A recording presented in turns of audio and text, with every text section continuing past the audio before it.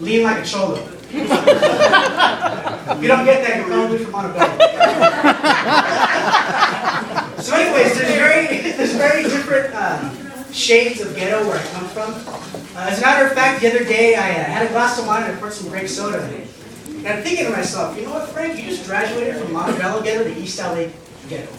Which still makes me one of the only people from Montebello to graduate from anything at all.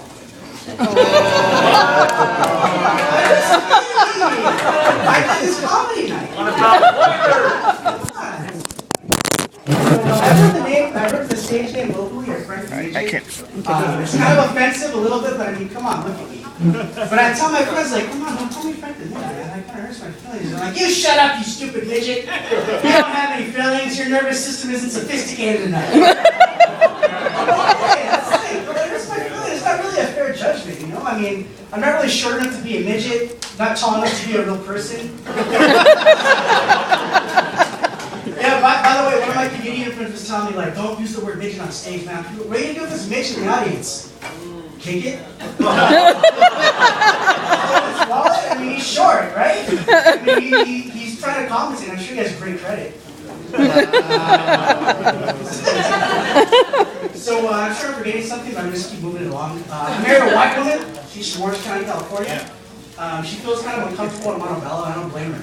The other day we're at a supermarket, and I hear these old Mexican ladies behind me. They're like making fun of me, like, hey, mira la Clorox. Mira la white bread. Mira la fancy cakes. But it's cool though. I feel comfortable. I feel uncomfortable in Orange County. You know? I feel like I'm at a beach place on every time I go there. There's like 10 whites for every brown. Actually, 2. Thank you guys. Thank you. There's some cultural differences that me and my wife have to get over, like education, money, good credit. But we're working it out. Our first Thanksgiving dinner was really uncomfortable. I'm with her family, right? And out of nowhere, her dropper like breaks the silence with, so Frank, you having tacos tonight with your family? Hey, man, I'm not turkey. I don't know, enchiladas? But I actually had my first racist encounter in Fullerton not that long ago. My wife went to get a tattoo, and I couldn't take my little girl with me, so I went to chill at the Starbucks across the street, right? So I'm sitting there with my baby, and this white lady comes up to me. She's like, "Excuse me, sir, are you the father of the child?" Yeah, this is my baby. And she goes, "Oh, thank God. You know, you're so dark and she's so light, I was thinking maybe she was kidnapped." Oh my God. So I looked at her, I'm like, you know what, ma'am? I don't understand what you're saying. I don't speak racist, bitch. Pardon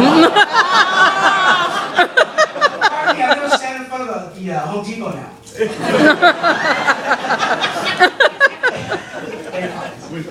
The other funny thing about Fullerton is there's actually cholos out there. You guys know that? That's kind of weird, right? I gave one a ride home the other day. He walked up to me at a gas station. He's like, "Hey, Jose, do we have a ride home, mate?" All right, cool. I know Fullerton like Rihanna was the back of Chris Brown's hand. Too soon. So I'm driving him home, and he wants a cigarette off me, like whatever, that's cool. Then he asked me, "Hey, let's go to the liquor store, eh?" I'm like, "Well, this is kind of shady, but it's cool." But we're driving, he starts relating to me. We're in the car, like Enter Sandman is on, and he starts singing the lyrics, but he starts singing them wrong. Like, exit light, exit light. This is a jam, eh? Can I borrow $1? Whatever, dude, whatever.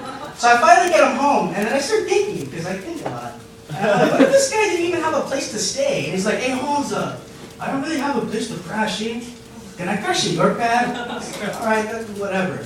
So we get there, and he's like, "Hey, I kind of forgot my PJs, eh? Can I borrow your jammy jams?" Whatever, that's weird, but it's cool.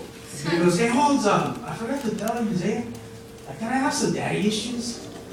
Can you toast me in?" And in my weird mind, like, the weirdest thing I think that he would say is like, hey, remember those daddy issues, eh? Well, my daddy never bounced me on his knee like a little cowboy. Can you bounce me on your knee like a little cowboy knee? Alright, this is getting kind of weird, man. Nah, it's cool, eh? I love you, Holmes. So, like I was saying, I'm Mexican, so one of the default things about being Mexican is you get whipped, right? I love it, it's great. But I don't like being called out about it. You know? The other day I'm at the supermarket, I did some stuff for my little girl, got some prune juice for her, got some stuff I'm gonna buy on my own. And I have my WIC book in hand, and I'm walking up to the register, and this lady yells out for me from like 10 feet away, "Wait, let's have prune juice with WIC." I'm like, why you gotta call me out like that? Like, just because I'm Mexican doesn't mean I don't have my own bank account. I mean, my card's probably not gonna work, but still, why you gotta judge me? You know?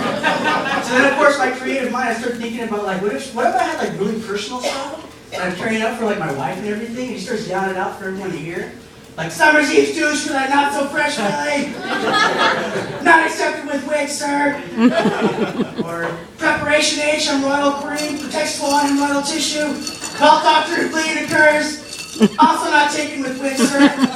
Or lifestyles, Mexican condoms, latex free, unlubricated. Also not taken with WIC, sir. And I'm thinking all this, but I'm at the 99-cent store. I mean, I'm just gonna say that. By the way, my wife bought some Magnum condoms the other day. There's no punchline. That was it. So the whole register thing, I'm just glad my mom wasn't there. She's kind of a ghetto sometimes. No, her solution to everything is to cut it. You know, I remember she told me when she was younger she was a gang called the Wabash Wynuts. Razor blades in her 60s beehive, so if any other like chola like grab your hair, she'd cut their hands. But I'm proud of her though. She just graduated cosmetology school. She's one step closer to living out her lifelong dream of being on the cover of Lowrider magazine. But really though, I don't think I trust a place that gave a woman a degree in cutting things whose name was Machete in high school. But like I said, it's her answer to everything. She even told me when I was little, "Hey, mijo, you know I love you, right? But you're not part of the familia until I tell you." Everything. I would come home and little kids would make fun of me. Mom, they're making fun of me. They're making fun of you, mijo, I gotta cut them. This girl broke my heart when I was like 16. She broke my heart, mijo, I got her. Got fired from the job. They fired you, mijo, I got him. Gotta cut my arm. They cut you, mijo, I gotta cut him more. She even made a nursery rhyme up for me when I was little. It goes like this. I still remember it. Go to sleep, go to sleep, go to sleep, sleep to mijo. I will cut them all the cholos and they bleed until they die. They will then steal their wallets and the keys to their cars. You will sleep in the trunks while I drink in the bar.